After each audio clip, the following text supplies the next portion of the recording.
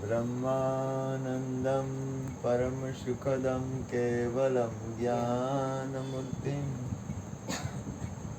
द्वन्द्वातीतं गगनसदृशं तत्त्वमस्यादिलक्ष्यम् एकं नित्यं विमलमचलं सर्वदि साक्षिभूतं भावातीतं त्रिगुणरहितं सद्गुरुतं नमः। प्रगट गुरु हरिहर जीवन घटो घट बोलनार લાડલે લાલ કહે હું અને મારું તજે તો મળે નહીં તારણ મેરા મુझ में कुछ नाई जो कछ है सो तेरा तेरा तुझको सौंप दिया अब क्या लगे। ખરેખર તો આપણું કાંઈ છે જ નહીં, પણ એ નક્કી થવું બહુ અઘરું છે, બહુ અઘરું છે. 100% આપણું કાંઈ નથી. એમ આપણું આ વિશ્વમાં કાંઈ છે નહીં. બીજું તમે મને એવું સાબિત કરી દો કે આ વસ્તુ મારી હારે આવશે.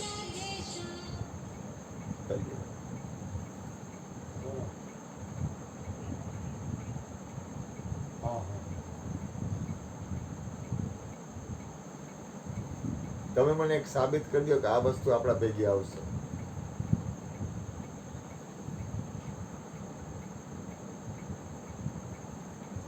કોઈ એવી ચીજ નથી જે આપણા ભેગી આવે.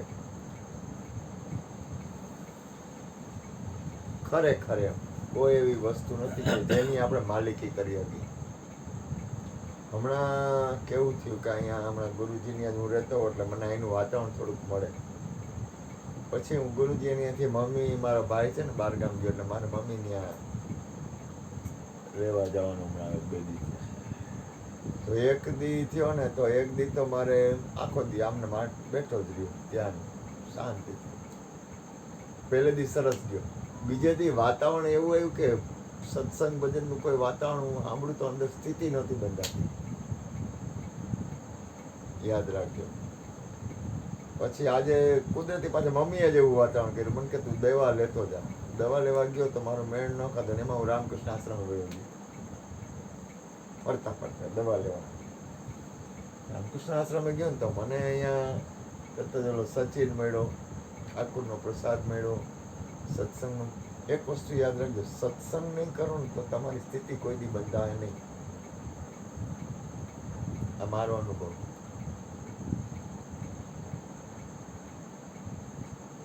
તું સત્સંગ નહીં કર ને એટલે કુસંગ નહીં પણ માયાસંગ તો આવ પડ્યો જ છે. તમે પરમાત્માનું ભજન નહીં કરો એટલે સંસાર છે જ. આ પાકી વાત છે.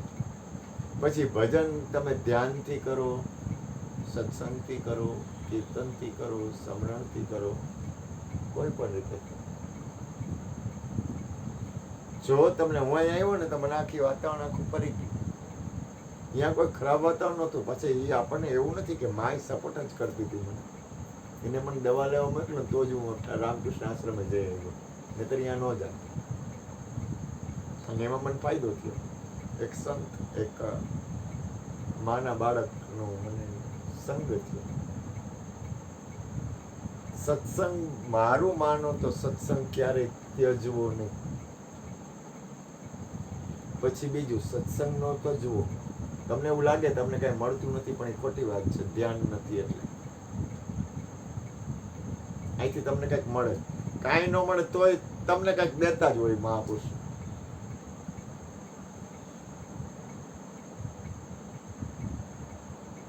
તને એવું લાગે કે કાંઈ મળતું નથી, એવું ન હોય, ખોટી વાત છે.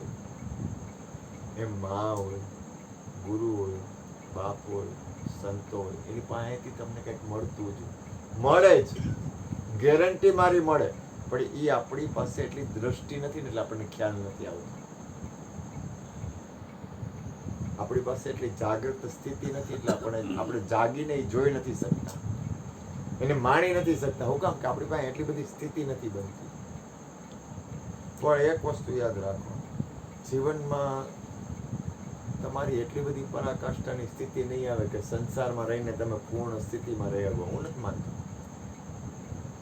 કોઈ એમ કે કાંઈ કરવાની જરૂર નથી, સત્સંગ કરવાની જરૂર નથી. અમારે એક સત્સંગી ભાઈ છે, એ તો કે સત્સંગ કાંઈ થોડું કાંઈ ગુરુ શિષ્ય સમજી લીધું, વાત પૂરી થઈ ગઈ, પછી ગમે આ હોય સત્સંગ જ છે.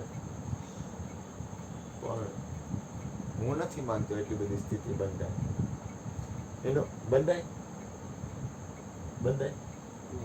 અમારે જગો ગાંડો કાંઈ ઘટે નહીં. અમારે જગદીશભાઈ સોની આવતા, એ 2-3 દિવસ રજા પાડે એટલે મને પૂછવું, એલા ભાઈ તારા જીવનમાં તને કાંઈ ફેરફાર લાગે 2-3 દી રજા પાડી તો કે આ મને સત્સંગ ન થાય ને એટલે મને એમાં ગેપ, અંદરની સ્થિતિમાં ફેરફાર થાય. તમારે એક કામ કરવું, પેલા 3 દી સુધી રેગ્યુલર આવું, પછી 5 દી ન આવું. તમને ફેરફાર લાગે છે, અનુભવ કરવો કોઈ પણ વસ્તુ. તમે તો હમણાં આવો છો એટલે જાજુ ઓલું ન થાય, પણ કાયમ મને જો સત્સંગ ન મળે ને તો મારું પૂરું થઈ જાય.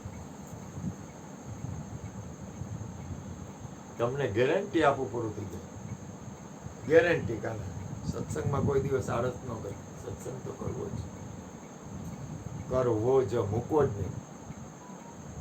પછી તમે અંદરની સ્થિતિમાં તમે પછી કોઈ પણ રીતે તમે કોઈ પણ સાધન લઈને તમે હાલવું તો જરૂરી જ છે. હું તો ના પાડું છું, તમે હાલશો નહીં તો અટકી જાઓ. હાલે હું તમને એક જ વાત પૂછું, તમે રોજ જમો છો કાં? મૂકી દો ને જમવાનું.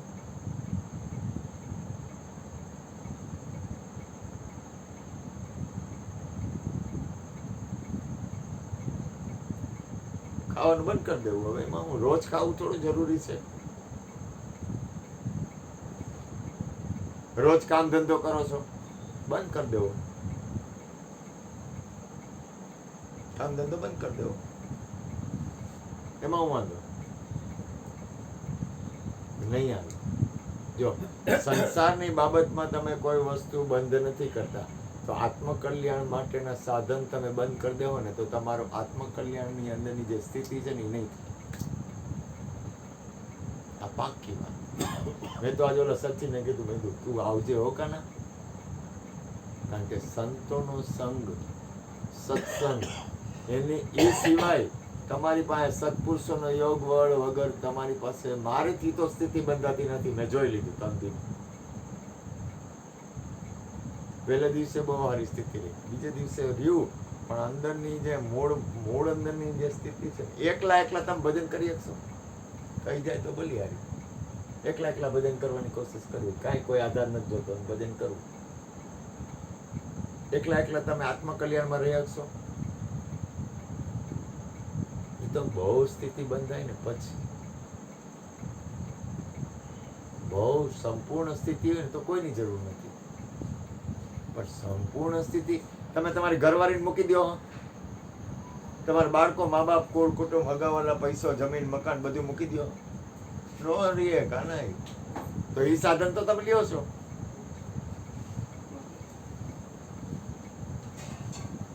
ઘરવાળાને મૂકી દો, વ્યવહાર વહીવટ મૂકી દો છો, તો કે ના એ તો કર્તવ્ય ફરજ આવે ને, વ્યવહાર વહીવટ તો કરવા જ પડે ને. એટલે વ્યવહાર વહીવટ કરવા પડે ને આત્મકલ્યાણ માટે તમને એમ કહો કે સત્સંગમાં જવાની જરૂર નથી. ચલો ધ્યાન આપો. વ્યવહાર વહીવટ માટે આપણે એમ કહીએ કે મારા દીકરાનું સારું ભણતર રહે, મારા દીકરાને અગાઈ લગ્ન થાય, આ ભગવાન છે, એનો દીકરો છે ભણે છે, CA નું ભણે છે, તો આપણે દીકરા માટે મારી માં આવે, મને હું એ દીકરો મને બહુ વાલો, તમારો ખબર નહીં કુદરતી મને વાલો લાગે, માધવ, ખબર નહીં એ છોકરાને મારી યારે પ્રેમ અને મને એ છોકરા કુદરતી પ્રેમ, તમારા 2 થી વધારે મને એ વાલો વધારે લાગે, કુદરતી, ખબર નહીં કેમ.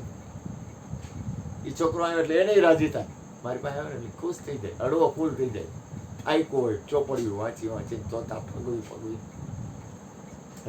દીકરા મારી પાસે મારી તો તું જરાક વાર કમી જાય, પેલા 2 વાગે મારી પાસે 2 કેટલા થોથા હોય સિંહમાં ગાંડા થઈ જાય કોપરાની તો આ સંસારને ભણતર ને સંસારની તો વાતાવરણ તો આપણું આ કોપરામાં એટલે પરમાત્માનું ભજન સત્સંગ ભરવાની બદલે કેટલું બધું વજન વધારવાનું હોય સંસાર. એટલે મારો ઉદ્દેશ છે કે આત્મકલ્યાણમાં આળસ ન કરવી.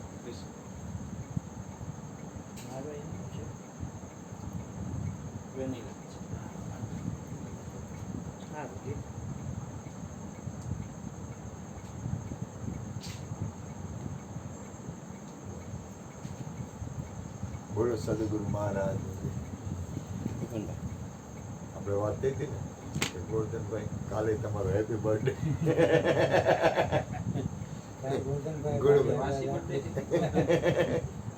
વાહ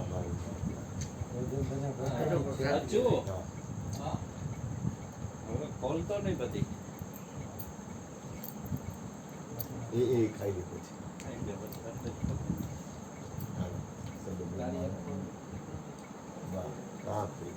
બસ આટલું. વાહ જોઈ છે બેટા.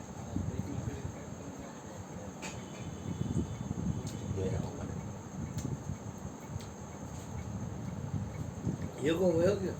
યોગો વયો ગયો. હા યોગો વયો કેમ જવાનું છે અમદાવાદ જવાનો. અમદાવાદ જવાનો હતો. મયુર છે.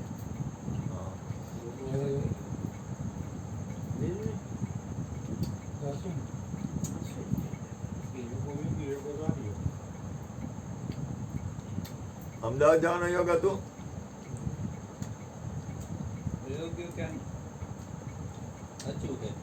अच्छू है योगो क्या है तो आके योगा आ गया.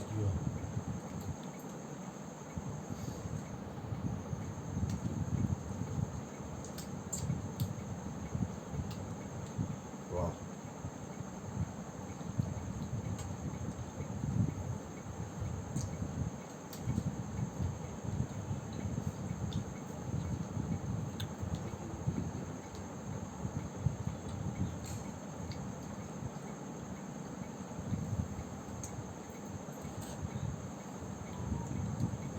યાદ હે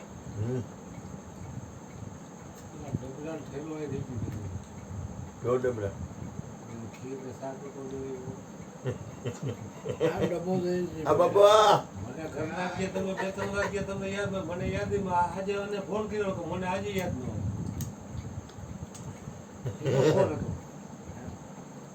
ડબલા તો લેતા આવજો बाबा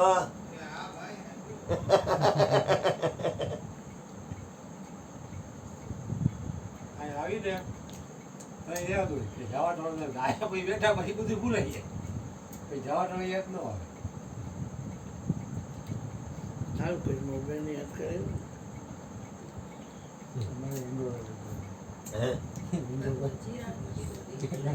હા ઇન્ડોરમાં લઈ જવાનું હોય ને. ના પણ થઈ ગયું.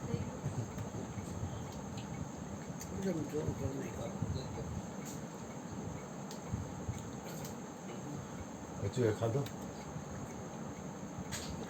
હજુ એ ખાધો. હા એને એક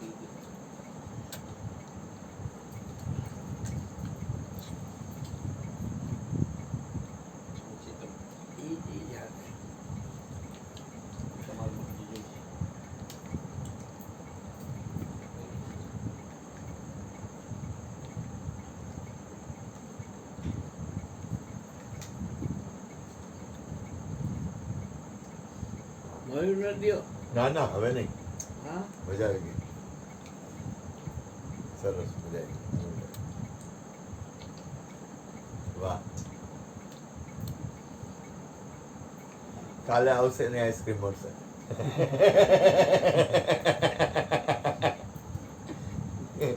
આ ભાઈ નક્કી નહીં હો ભાઈ, બંધન નહીં. હિસાબે આવતા હોય આ તો હું તમને પછી કે બાપુ તમે આઈસ્ક્રીમ ન ખવડાવ્યો તો મારે વળી એમ થાય.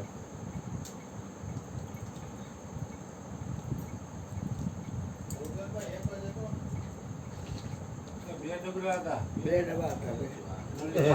થેલી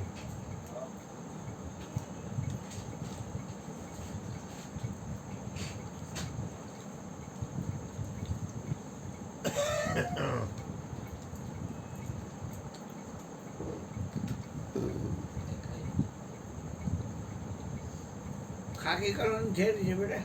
ઈ તો મને મળી નહીં.